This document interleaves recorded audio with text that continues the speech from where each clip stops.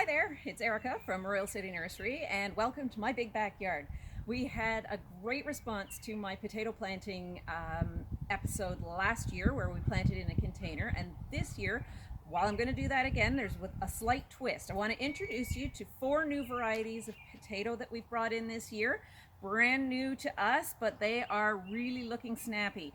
They are gourmet types of potatoes that are really good to eat sort of straight as soon as you harvest them. They don't store well, so eat them right away. Best thing to do that with. We've got these funky bags this year.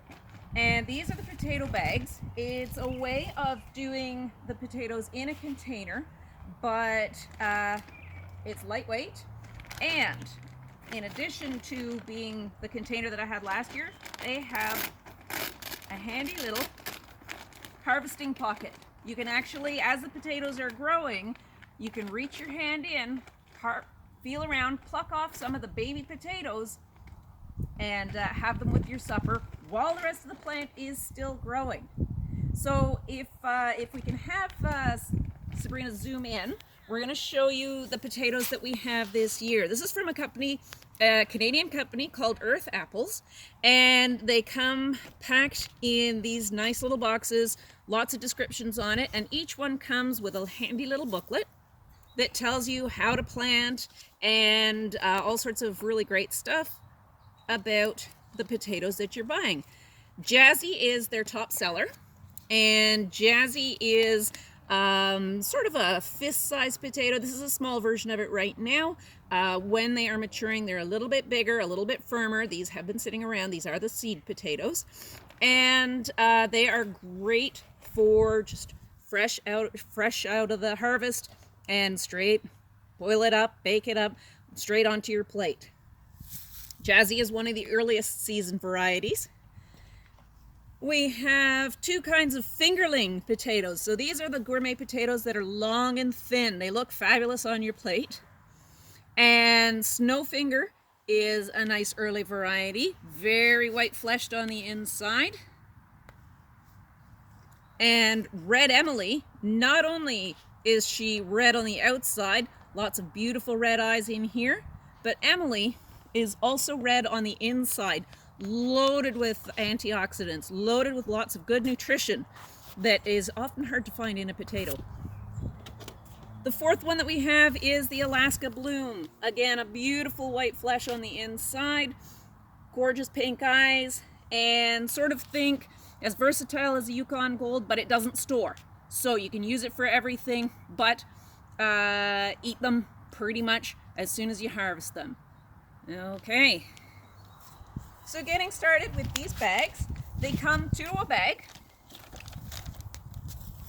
And what I do to start with is I roll it down because I don't want to fill it all up right away. I'm going to roll it down. And I'm only going to put in about 10 centimeters of a soil mix that I'm actually going to blend this myself. Potatoes, they don't like sitting in wet, but they don't like drying out either. So you've got to have that happy balance of a soil that will hold moisture, but not have the potato rotting in the soil as we go. I have done it in pure compost in the past, so that's why I'm going with our tree and shrub variety actually this year. What it is, it's a combination of peat type soil with composted bark fines are mixed in, and I have found it to be a very good soil for potatoes. So we're going to do that. The other one that I'm going to add a little bit of is sea compost, and that is basically because it is one of the best composts I have found for vegetables anywhere around. Lots and lots of micronutrients as well as the macronutrients. So in addition to the good stuff that we've got in the 3-in-1, we have micronutrients like manganese, calcium, things that are hard to find in a regular soil. So I'm just going to put a little bit of that in to my mix.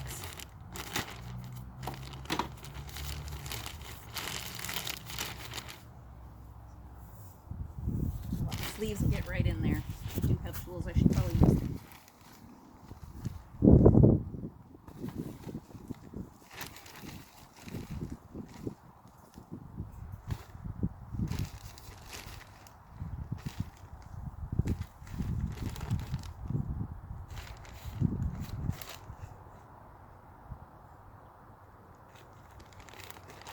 potatoes don't need a lot nutrition-wise, so I'm just going to put in a handful of the compost, save the rest for my vegetable garden itself.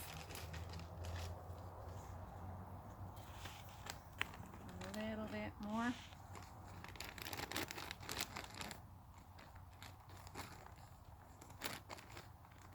All right, if Sabrina wants to come in and get a look how deep that is. And no, we're not wearing masks. We're in the same family, so we are in the same family bubble. So I've got, you know, about up to my second knuckle deep. What I'm going to do now is nestle in my little potatoes. Nestle those in. Nestle those in. I think I have room for one more in there. You don't want to overload it. These guys get spaced about one per 10 to 12 inches. So one for every 25 to 30 centimeters. We'll tuck those guys in there. Top it up with some soil.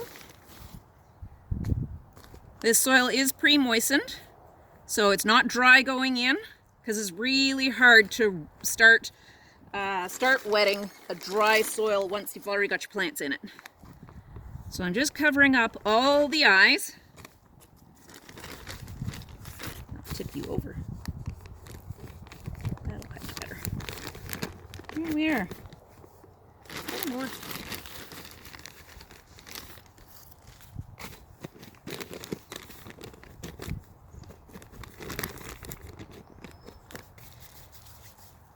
And that's all I'm doing today. Those guys are nicely nestled in. I can keep them outside. I can keep them in a shed until they start to sprout.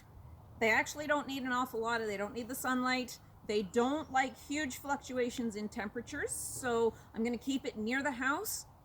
But unless it's really going below zero, which fingers crossed it's not going to do again this year until the fall, then I should be able to keep this outside no problem. As the potatoes start to sprout, they're going to send a stem up and the roots down, and as the stem comes out, leaves are going to form. After my potato is about this tall, so a good 10 centimeters tall, 8 to 10, I'm going to put in another layer of my soil. I'm going to bury that stem and just leave a couple of leaves sticking out the top. Then I'm going to leave again, let it do its thing. It'll grow up some more. And as I'm adding soil, I'm unrolling the bag. Adding another layer of soil, letting it grow. Unrolling, adding soil, let it grow. I'm going to do this throughout the season.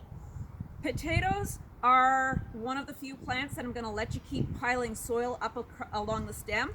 What it does is it actually encourages roots to come out along the stem of a potato plant, and it's off of those roots that you're going to get the baby potatoes forming. So as we're burying the top with more and more soil, the roots that did set down near the bottom are going to be starting to put the baby potatoes on. And that's when you can reach your hand in. Once you're right out of the bag, you can start rummaging around in the soil, very gently feeling around and pulling out your harvest. So I hope that gives you some tips to work with. Fancy new potatoes, gourmet potatoes, make your dinners look fantastic, and sweet tasting potatoes at the same time. They can be, they don't have to be done in a container. They can be planted out as traditional. And that is what we will be doing. I'm going to try to get some of them in the ground next week. We'll show you how to do it straight into a garden bed. Thanks for watching. Take care. Stay well.